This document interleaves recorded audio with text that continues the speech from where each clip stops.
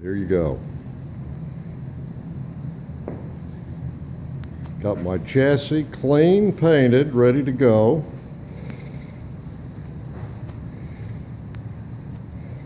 And I think today we will be starting at the beginning on the front of the frame with the suspension.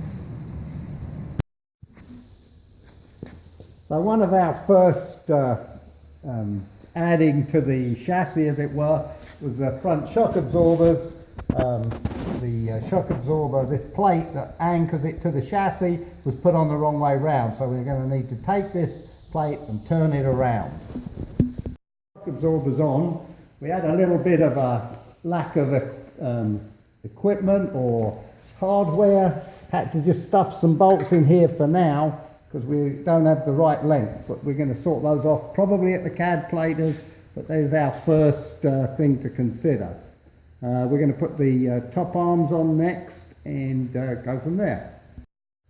So we've put the top arms onto the shocks. We used the marks on the arms to position where they were, where they came off. Obviously the car's going to have a front end alignment before it's driven, but we just put them back there for ease of a place to put them, and hopefully it'll be right when we do the alignment. Not that it's a big deal to adjust them. But, so we've done that. The next thing we're going to do is put in the bump stops, because once we get the yokes onto the top arms, we're not going to be able to bring this up as much if it's joined to the bottom arm as well. So we're going to take the time to put this on at this stage. The bump stops are supplied new. They've obviously put a metric thread on them because they supply you the nuts, which are obviously a metric nut. They don't supply any washers, but just for the video, I'm just going to slip these on and we'll put a washer on before we're done with that one. And then we're going to put this one.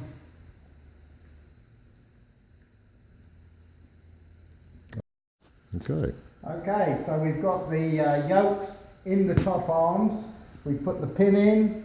We've centered the adjusting bush there to more or less center. We'll again, once we get the alignment, it can be moved either way, that way. So hopefully that will make it in the probably close to where we want it, but we'll work that out when we do the alignment. What we're going to do now is we're going to put the plates, the fulcrum plates on here, and then we're going to put the bottom arms on. Okay, you can see that we've got the fulcrum brackets in, we've got the lock tabs on the bolts, and we've turned the lock tabs up to make sure they're locked. So they're tight, everything's locked up. You can see that Steve has put in the grease nipples on this fulcrum bracket, and we're ready to fit the lower arms. So we're going to put the lower control arms onto the fulcrum bracket and then onto the yoke. So we've got a rubber seal.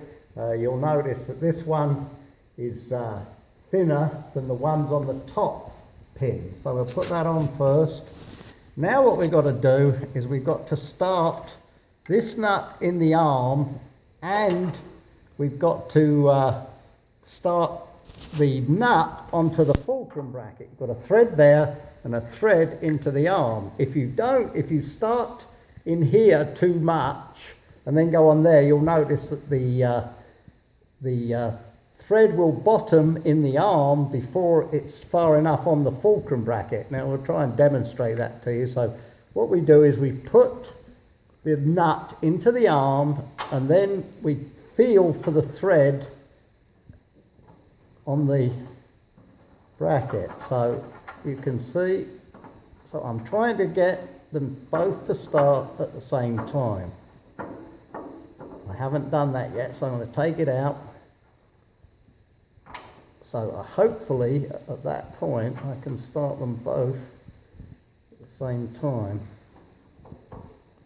I've started on the bracket, but I'm having trouble.